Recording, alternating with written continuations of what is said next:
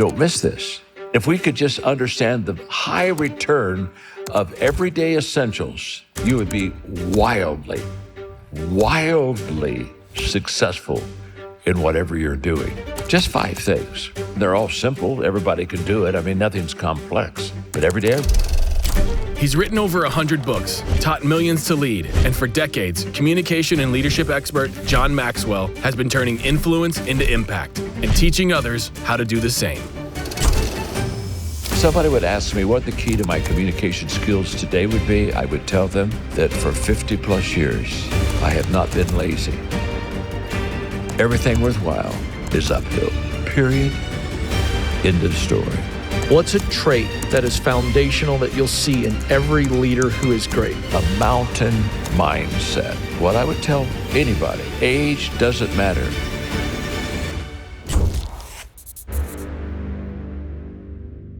Well, hello, everybody. Welcome to Front Row Seat. This is a very special recording of the show, as you can tell, not in our normal digs at Ramsey Solutions headquarters. We're here on the stage of the Entree Leadership Summit, and we've got a bunch of our platinum attendees out in the crowd eating, and then we got 4 special guests of our studio audience, if you will, behind us, and they'll be asking questions as well. And of course, my guest, the big shot of all leadership books and titles, John Maxwell.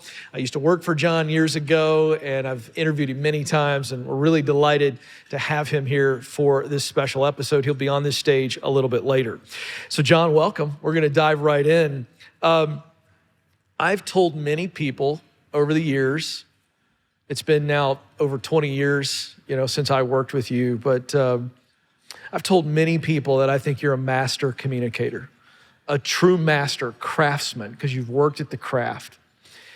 To that end, whether you're a keynote speaker or just a leader who's got to communicate to the team, to customers, to investors, this is such a vital skill. 2 things. What do you do naturally very well as a communicator? What's a natural gifting that God gave you that you can now look at and go, I honed it, but I've got this natural gift that makes me a good communicator. And then the second part of the question, what have you done intentionally to become a great communicator? Well, I think that I was a natural communicator, I would say, but I wasn't really that good. As I look back, I think I was kind of terrible, to be honest with you. But what I knew as a very young communicator was that I had the ability to say things in an interesting way, that I could kind of put a turn on a phrase or a thought that would make people kind of lean in and look. So that would probably be the naturalness of it. And when I started off, as you know, Ken, as a pastor, and my first church was a little country church in southern Indiana.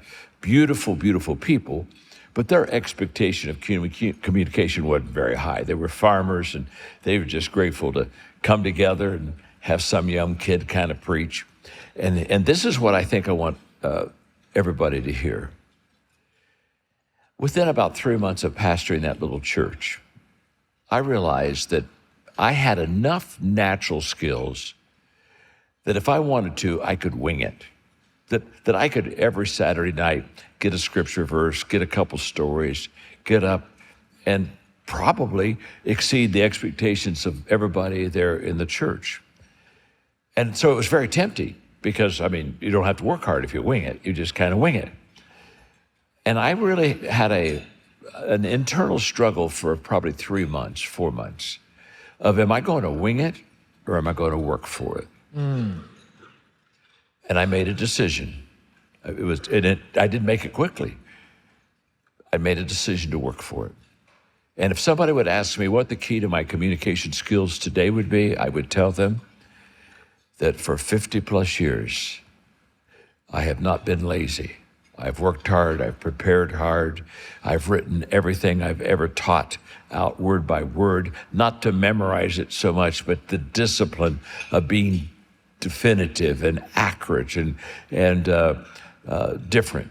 So the working on it, I think, is where I am today. And probably, I just wish people could have heard. If you could have heard me when I started, all of you would be greatly encouraged. You really, you just would be. You would just say, oh my gosh, he wasn't that good. And I wasn't that good. I'm not being humble. I just wasn't that good. But the work for it, and I still do, by the way. Yeah. I could by this time, after 92 books and a whole bunch of stuff, I could wing about anything.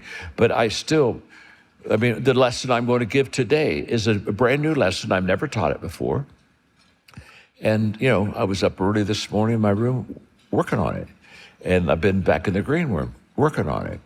And I'll be working on it till I come out and trying to improve it and try to, to tweak it. So I think the point about anything of excellence, here's the point. You see greatness and you see people who worked for it. You don't sustain a level of high excellence without paying a price for it. So in communication, yeah, I think I do pretty good at that. Yeah. But I work for it. You do, and to that end, I want to ask you to talk to this audience. I think there are people that are sitting in here that go, I don't have the natural gifts, the turn of phrase that you mentioned. And that's why I asked that second part of the question. Tactically speaking, what can this audience here in the room, watching all around the world, if they can say to themselves in true self-awareness, I'm not gifted with turn of phrase, I may not be very comfortable speaking, I'm not an extrovert, all of the things that are reality, but they still have to communicate effectively. They don't have to be orators. Sure. What would you say to them would be maybe step one to just be a effective communicator? Yeah, I'm glad you asked the question. Because when people ask me, how do I communicate effectively? It's very simple. Get over yourself. Just get over yourself. I tell people all the time, you ought to laugh at yourself more because everyone else is. And whenever I see people that are not able to communicate effectively, it's because they're focused on themselves. You see, if I come out and I'm saying, boy, I hope I do a good job and I hope the people like me and I hope, now I'm focused on me. And it's impossible for me to focus here and focus there also. I've got to make a decision. It's either going to be all about you or it's going to be all about me. And if it's all about you, I'm going to communicate very well. And you're going to be able to feel that. You're going to be able to sense that I really want to help you and add value to you.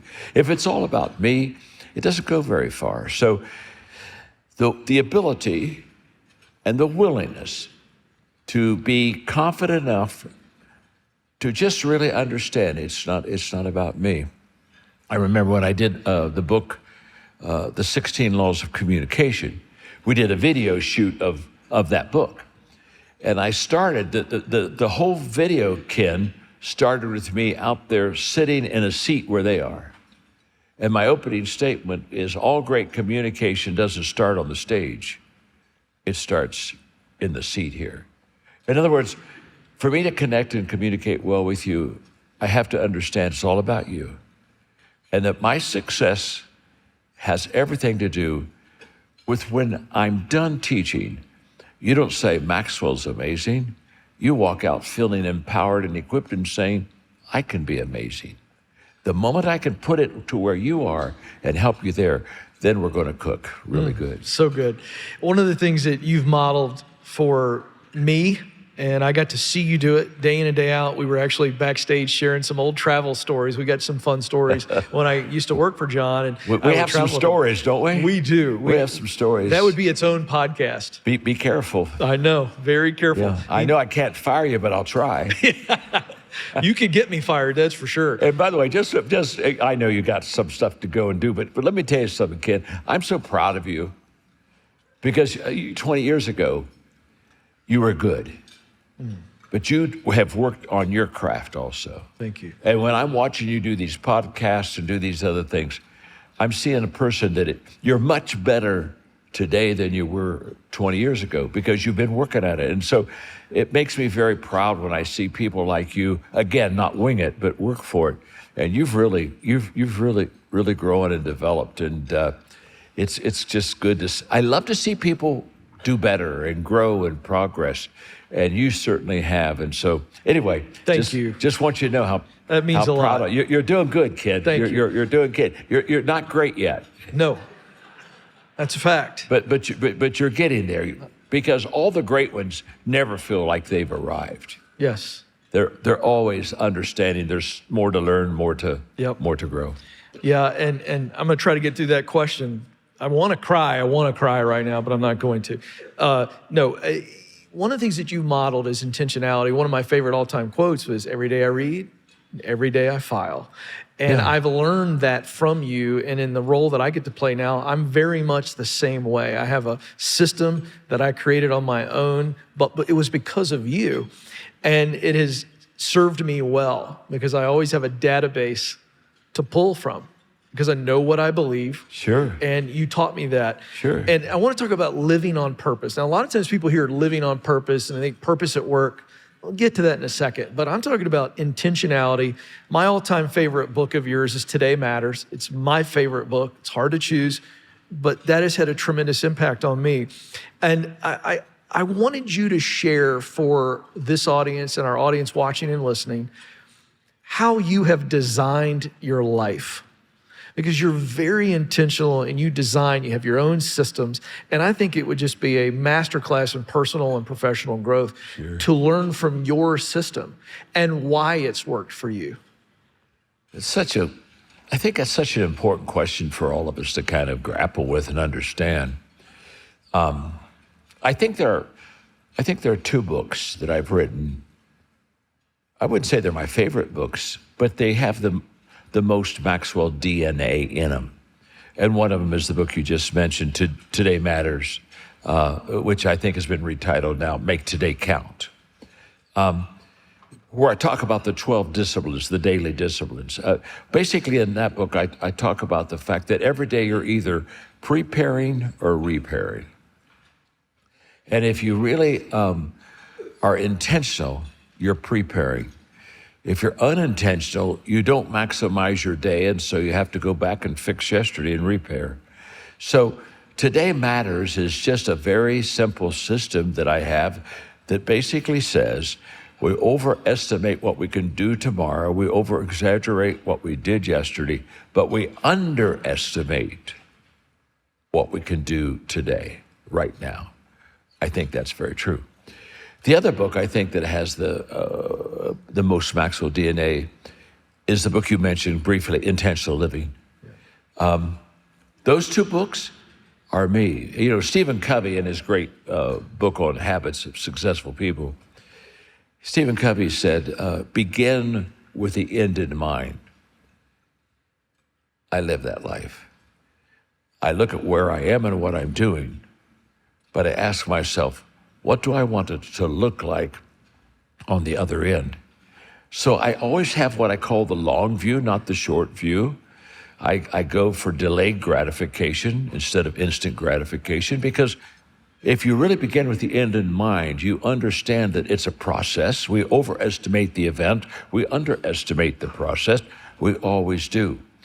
So when you ask a question like that, Ken, if you are intentional,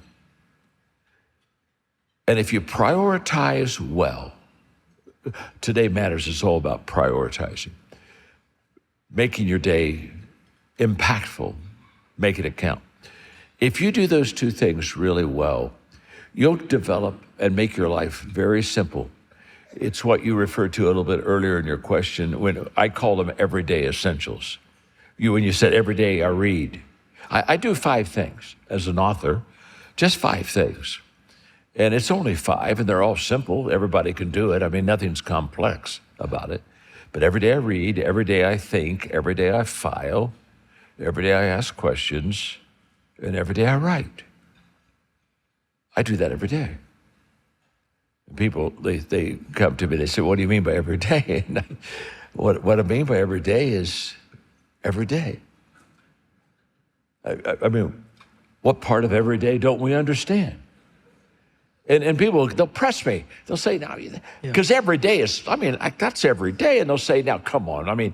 Every day. Look, what do you do on your birthday? Well, on my birthday, I read, think, file, ask questions, and write. What do you do at Christmas? Read, think, file, ask questions, write. What do you do when you're on vacation? Read, think, file, ask questions, write. What do you do when you're sick? Read, think, file, ask questions, write. Every day. Now, don't miss this. I didn't say all day. I said every day. That may mean I only spend 30 minutes on that day because I have other things that are consuming my time. But again, what I want us to see is the value of consistency, because consistency compounds. So when people ask me, how did you write 92 books? Well, it's very simple. One word at a time. Honest to God, it's just one word at a time. Yeah, I've never been able to write a sentence at a time or a paragraph, or I can't look at the blank paper and say, be filled with words. In fact, I do it with a 4-color Bic pen. It cost me 79 cents and a legal pad. And I just write every day. I didn't say I wrote all day. I may only write a paragraph that day. It could be, today I got up and I wrote probably 3 pages this morning before I had to go do other things. But every day I write. And if we could just understand the high return of everyday essentials and doing them on a daily basis, you would be wildly, wildly successful in whatever you're doing. We kind of get intense. We get to a conference like this and we go back and say, okay, I'm going to really get on it. And so we get on it, and then we run out of gas about a month later, and we're back to our old routines. Well, if we just understood that if we just do the right thing every day to a certain time, that we'll be very successful. Hey friends, I'm excited to tell you about our new partner, Delete Me. Here's a fact for you. Your personal data is everywhere on the internet. And I don't just mean your name. I'm talking about your home address, your phone number, names of your kids, and so much more. That's all thanks to data broker sites that sell your data. And then it ends up in the hands of online thieves who can use it in scams and phishing attacks. And the worst part is, even if you think you've cleaned up your digital footprint, your personal info can pop back up without warning. That's why I'm proud to recommend Delete Me. They're the industry leader at scrubbing your info from hundreds of data broker sites, and not just once, but continuously. Then they send detailed reports showing what they removed and from where. And if you have a unique situation, they've got specialists ready to help. This isn't about being paranoid. It's about being prepared. So don't wait for a phishing scam to catch you off guard. Go to joindeleteme.com/frontrowseat today for 20% off an annual plan. That comes out to just $9 a month. That's joindeleteme.com/frontrowseat. All right, I want to pause for a minute, see if any of our audience members up here on stage want to ask a question. You want to go? All right, there it is, the man with the mic. Dr. Maxwell, it is an honor to be up here with you. What's your name? Ken. My name is Mitch. I'm from Charlotte, North Carolina, but I was born and raised in Ohio, What in a part of rural Ohio? town, northern Ohio, near Oberlin. Oh, yeah, sure. so I I have what Central business? Ohio, that's Yes, why I asked. yeah. What Yeah. business are you in? I am in ground penetrating radar. I'm a commercial construction contractor. Okay. And that's what my question has to do with, is leadership and attitude in construction. So in Attitude 101, you said good attitudes among players do not guarantee a team's success, but bad attitudes guarantee its failure. So the question is, in construction, all of the old experts are kind of these grumpy old people that know better than everybody else, and they have great value because they legitimately are the experts. So for those of us who want to lead a construction business and we want to lead people who have good attitudes, what would you say to all of us to pull those people along? How do we train them and pull them along? And how do we know when to cut them loose and try with somebody new? Did you notice he put old and grumpy together? Yes. There's some young And did you grumpy notice the too. question was for me? And did you notice he looked at me when he asked the question? In fact, he didn't point, but he was he couldn't get that finger out there, but he's kind of going, I'm having fun with you. I can promise you this. People ask me all the time, how do I stay young? Although I'm old, how do I stay young? I say it's very simple. I stay away from old people. I mean, dear Lord, they're old. And by the way, I have decided that I'm going to be an old person that believes in the next generation. Because so many times you see people when they get old and they think they're the last great hope. And boy, when we die, everything's going to go to hell. And I don't think that at all. And when I die, I want people to stand on my shoulders. I want them to do better than I've done. And so when you talk about attitude, which is, by the way, the difference maker, once in a while I'll hear people say, attitude is everything. That's not true. I mean, you can have a great attitude, but if you're incompetent, Yeah. I really don't want to hire you. You know what I'm saying? You know, the good news is they smile. The bad news is they don't produce. You know what I'm saying? Although, if you have a good attitude and you are incompetent, when I fire you, it's not that bad because you're happy. I mean, you go home and say, hey, got some time freed up in my life. Got some time freed up in my life. But so attitude isn't everything. You've got to also have competence in there are several things that are important, but attitude, I think, is the main thing. And what I mean by that is, all things being equal, people have good skills, they have good work habits, whatever. The attitude, if it's good, just raises the level of what a person does. And when you're talking about you're the contracting business, and honestly, that business has a lot of grouchy people and a lot of kind of limited thinkers in that business. I'm not being critical of the business. I'm just saying that's part of the game. And as a leader, you have to allow your people to understand you don't allow that. You have to have upfront expectations with them. It's very simple, kid. If you're going to be on the team, you got to have a good attitude. And if you don't have a good attitude, I'll fire you.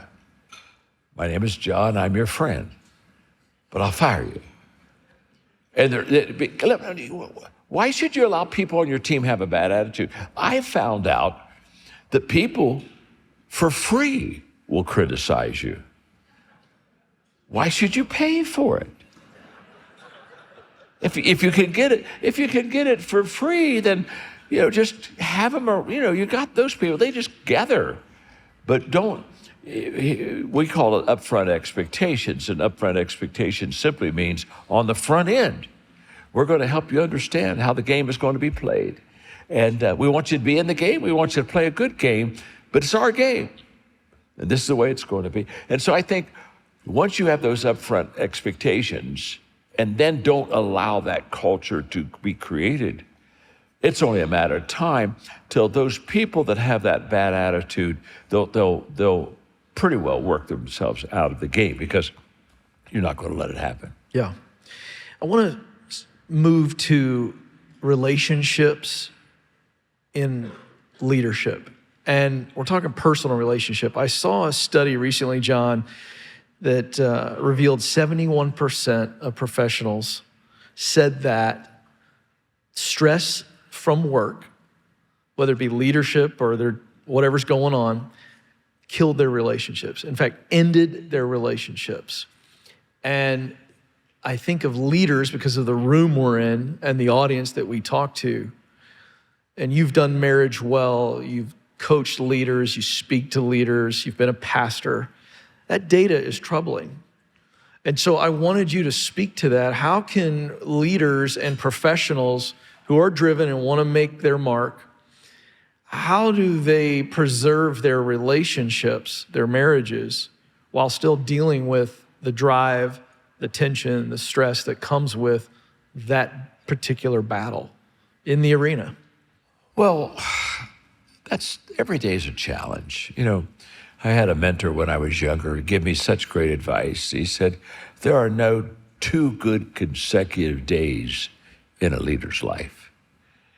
And I've just valued that so much throughout my life because leadership's hard.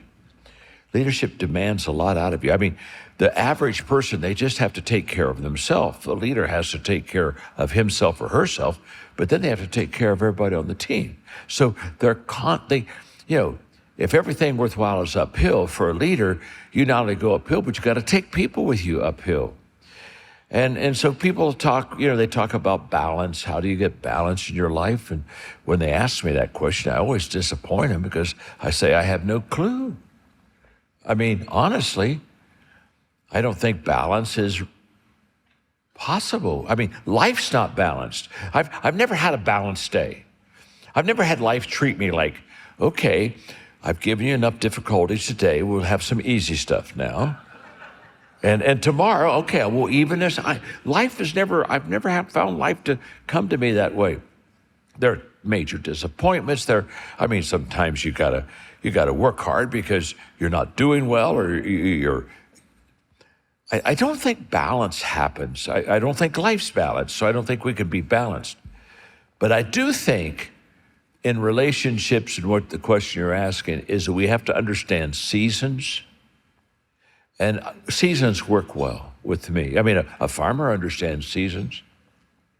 In the springtime, he's not going out trying to harvest something. There's nothing to harvest. You better plant the seed, and you better plant it now. And it isn't going to work if you wait till summer. So plant the damn seed. And in the summer, okay, now you got to work the ground. You got to work the ground. Okay, I don't need to go through all the seasons, but they understand. You got to, if you work with the seasons, not against the seasons, life gets to be a lot more productive and effective. I mean, and then you have your winter, which that's the season where you don't work quite as hard because all the other hard work has been done. So I think that in relationships. Okay. The core of a relationship that's solid, whether it's a marriage or a working relationship or a friendship even, is respect. When I see people not being respected, I see a relationship that's going to deteriorate very, very quickly. And you have to earn respect. I love it when somebody will say, well, bless their hearts. All my life I've hung around immature people. I demand respect. And I listen to that and I think, you can't demand respect. You got to earn that sucker. And respect is earned on difficult ground. You don't get respect for easy decisions. You get respect when you make hard decisions. And when people see that, they see you come through a difficult season and you come through it with still your faith, and you come through it with that determination, that smile, they respect that. So in relationships, my first goal is not to get a good relationship with you, Ken. If we're working together, my first goal is to get your respect. To do more than what I'm expected to do and do it better than what I'm expected to have it done until you look at me, because once I get your respect, now that relationship's on solid ground. Without that respect, I think it begins to be kind of just a little bit uneasy. So to me, value people, but never rely on friendships to do insufficient work. I've seen people say, well, I know I didn't do really a good job, Ken, but you understand, we're friends. We go back a long way. Well, don't use the friendship card. If anything, if we're good friends, I ought to work harder for you. I ought to do better for you. And the moment that I think that respect is there, I think you've got something solid to build a relationship on. Hey, we're going to get right back to my conversation with John Maxwell, but I want to let you know that this show is sponsored by BetterHelp. Now, there are a lot of things that can contribute to stress in the workplace, from a heavy workload, a lack of recognition, bad work-life balance, and even toxic environments. But the reality is most of us can't just skip work and hit the beach every time we get overwhelmed. So we need to have some small steps that we can take to manage work stress. For me, therapy has been a huge help to be able to identify my feelings and not let my feelings control my actions. I don't want you to forget that therapy can also help you navigate these challenges that you're having in the workday or any day. So it's just not all workplace stress. How about just our personal lives? So if you're thinking about trying therapy, I want you to contact BetterHelp. BetterHelp is 100% online, which means it's affordable and very convenient. To get started, all you have to do is fill out a short online survey, and you're going to get matched with a licensed therapist. As the largest online therapy provider in the world, BetterHelp can provide access to mental health professionals with a diverse variety of expertise. And get this, with more than 1.7 million client reviews, BetterHelp has an App Store rating of 4.9 out of 5 stars. So manage your workday challenges with BetterHelp. Visit betterhelp.com/Ken to get 10% off your first month. That's betterhelp.com/Ken. Let's go to one more audience question. Who's got one? Who's ready to go? Right there on the end. Now, this is a woman with a great attitude. Look at the joy radiating off of her. It's fantastic. Go ahead. Tell us your name and what you do. Sure. So my name is Katie, and I'm third generation in a manufacturing business in Milwaukee, Wisconsin. So my question for you is, what's the most important factor for preserving a strong company culture across multiple generations? Well, first of all, congratulations for being a third generation. Yeah. Most of them don't last that long. Thank you. So we work really hard at it. You're helping. Well, thank you. Well, and you know why you're working hard at it. It's because it's not easy. You can lose very precious things, Ken. You know this, very quickly. Yeah.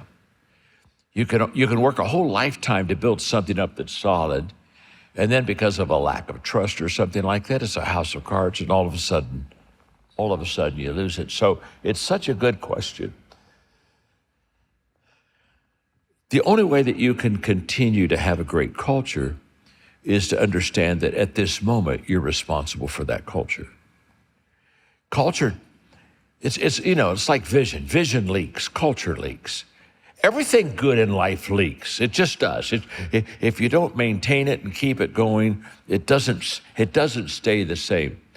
So if you're in a third generation and you're saying, I want to keep the culture, you got to understand your grandfather can't do it for you and your father can't do it for you. You got to do it for yourself. You're only as good today as you are today. Yesterday ended last night. What part of that don't we understand? It's true in my life. It's true in everybody's life. It's what am I doing today to keep that culture going? I have a wonderful friend that has a tremendous pharmaceutical company. And he said every year, the highest award that he gives in his company is what he calls the Culture Warrior Award. And he said, I call it Culture Warrior because you have to fight to keep your culture. It automatically, if you don't fight for it, gets worse. And he said, there's nothing more important than a person really keeping that culture strong and solid. And so he said, it's the highest award I give. It's like my most valuable player. Every year somebody gets the Culture Warrior Award. And what I would say to you is the fact that the third generation has every right to believe it can be as strong as the first and second generation. But you're now responsible for that culture. You can't live off of yesterday. And so often we want to live off of our heritage or say, well, we've been a great company for years. Let me tell you something. You're only a great company if you're a great company right now. If you're not a great company right now, you could just say we were a great company, but we sure aren't now. So today goes back to today matters. Make today count. Understand the importance of now, this moment, because there's never going to be another moment. And then the last thing I would just say to you is culture is everybody's responsibility. It's just not like the leader's responsibility. And so as a leader, you constantly let your team players know, this is who we are, this is our DNA, this is what we look like, this is what we do. Now, that's how you're to live. We have a coaching company. In fact, it's the largest coaching company in the world. We have 59,000 coaches in 170 countries. And every 6 months they come to Orlando, usually 2,000 to 3,000 of new ones, and we get them ready to be a coach. And I have a 2-hour teaching on the DNA of a John Maxwell team member. And it's all about, these are our values. It starts off with, we are people of value who value people and add value to them. That's who we are. And these are the values that we have. And at the end of that, sometimes I'll look at them, I'll say, now, if these aren't your values, You can go back to the back of the room. We'll give you your money back. You can go home. Because we want only people that say, this fits me, this works, I like this, I can do this. But what am I doing? Upfront expectations to all the coaches. This is our DNA, this is who we are. That's what you have to do also in a company. Yeah, I'm just learning with the audience, and what I'm learning from John, I'm just going to give to you, because this is the thought I had. He said, fight for it, to be a warrior. And to me, I'm thinking a fort. Yeah. You don't let anybody in that doesn't match the DNA, and when they do sneak in, you get them out. And you fight. I thought that was beautiful. You fight, fight, fight. And Always. in doing that, Every day. it'll stick. You don't get a day off. No. You fight for it every day. That's so good. But that goes back to that intentionality. Yes. Most people, they accept their life. They don't lead their life. So true. And if you accept your life, what you're going to get is second best every day of your life. The moment you take intentionality and put that in your life and you lead it with the end in mind, now all of a sudden you'll get the return you want to have. Yeah. One of the survey data points we've seen, I saw it in the lobby, this group is here and they want to develop as a leader. They want to grow as a leader. You've dedicated your life to this. If I were to sit with you, we could have a 3-hour, 4-hour, 5-hour conversation, and I'd say, John, walk me through the traits that you need to have be a great leader. We don't have time for that. Our time is fleeting, so I put you under the pressure because you can handle it. If there was just one trait, a beginner trait, a foundational trait that you have to have. You cut open Secretariat as they did The Greatest Horse, and they found he had a heart 2.5 times the size of other thoroughbreds. If we were to cut open and do an autopsy on great leaders, what's a trait that is foundational that you'll see in every leader who is great? Something that they can tactically begin to try to work on and develop. What comes to mind? Well, what comes to mind now, if you ask me the question 2 minutes from now, there'll be another one come to mind. Exactly. Because there's so many of them. But you got to be a great team player. Teamwork makes the dream work. And not everybody can be a star. Not everybody can be great.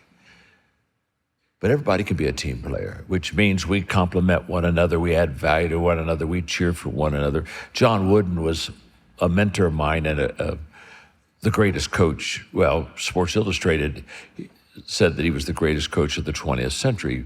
He was the UCLA basketball coach.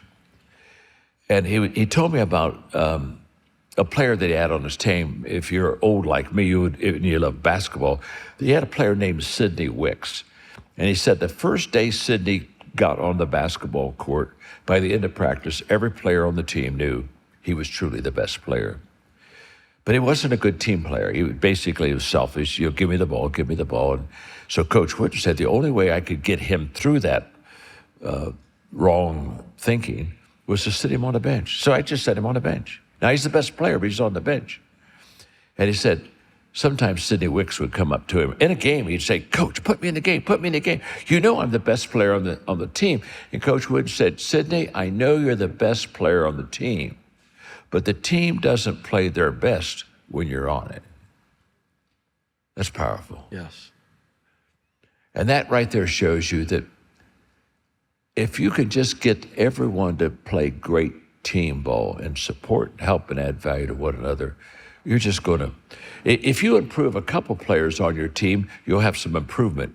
But if you can have every person just elevate their teamwork, it's going to be massive, the return that you get from your organization. Wow. I would be remiss if I didn't ask you your observation of Gen Z. This is the youngest generation in the workforce, the below millennials. And I get weary of older people, poo-pooing these generations, that are below us. I'm raising 3 Gen Z. We're seeing from the data, John, that they're the most entrepreneurial generation as far as their expectations as they look forward. But they're the next leaders.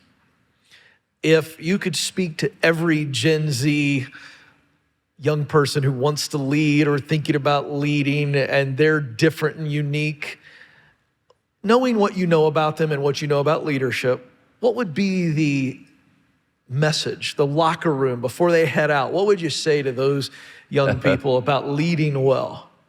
Yeah, that's a great question, Ken. You know, in the corporate space, when I do Q&A, one of the 5 years ago, if you go back 5 years ago, one of the most often asked questions when people ask me, well, how do I lead millennials?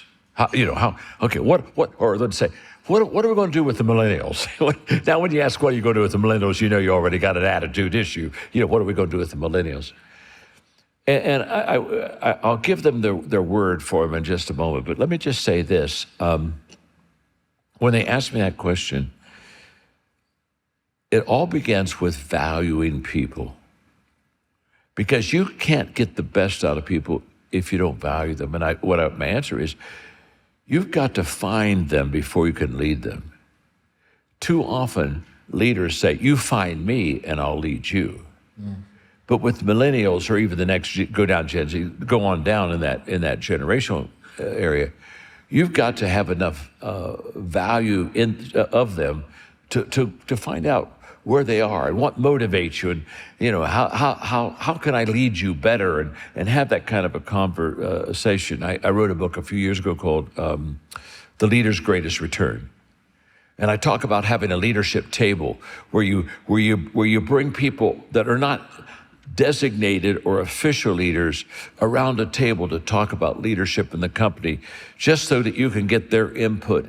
And you, out of asking those questions, you all of a sudden find out who the potential leaders for your organization are anyway.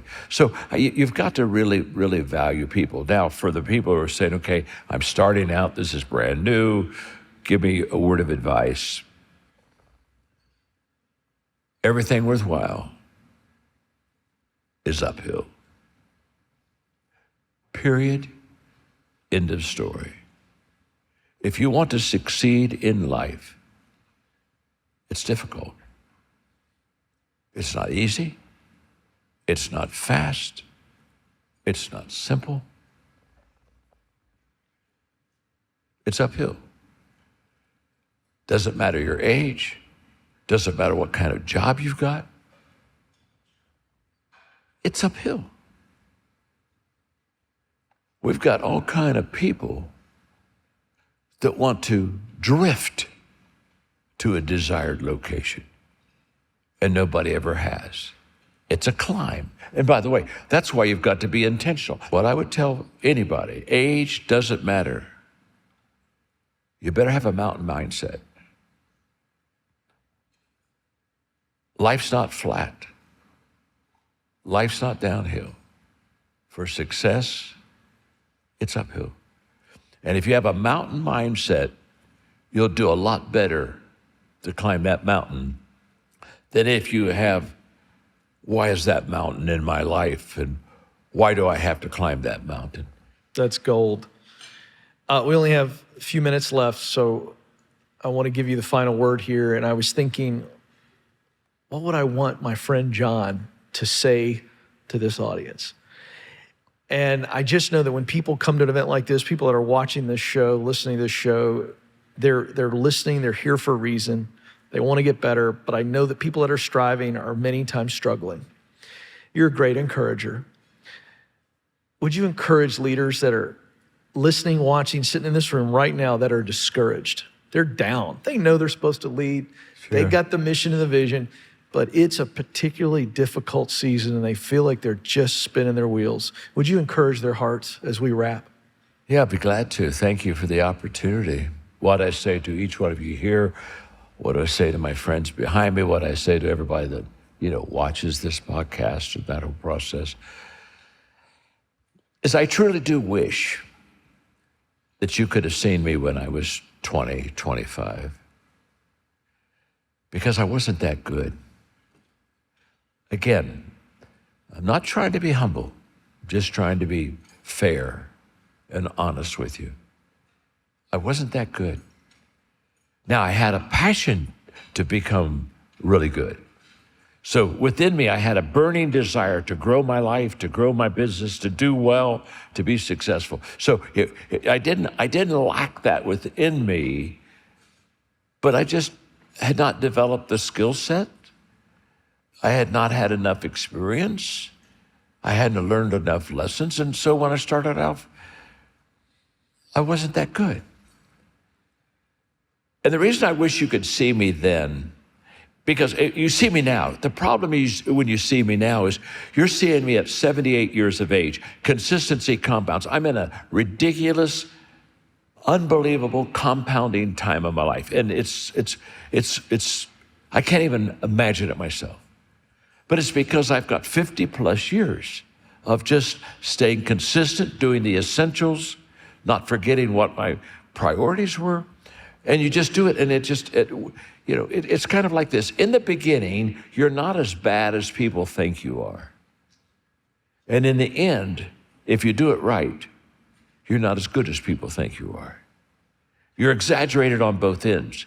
So I wish you could have seen me in the beginning, because if you could, you'd be greatly encouraged. You'd be greatly encouraged because you would have seen somebody that probably isn't as far along in life as you are right now. And then all of a sudden you would realize, I can get there.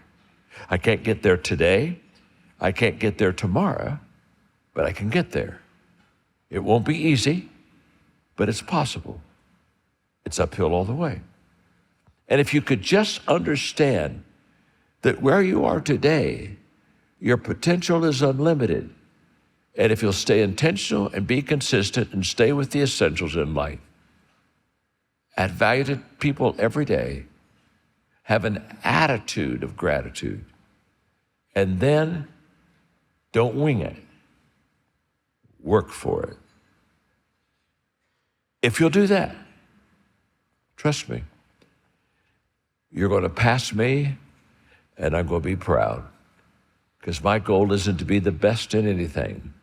My goal is to help people be better than me and pass me. I'll be the first one to cheer you on. Thank you very much. Love that, John.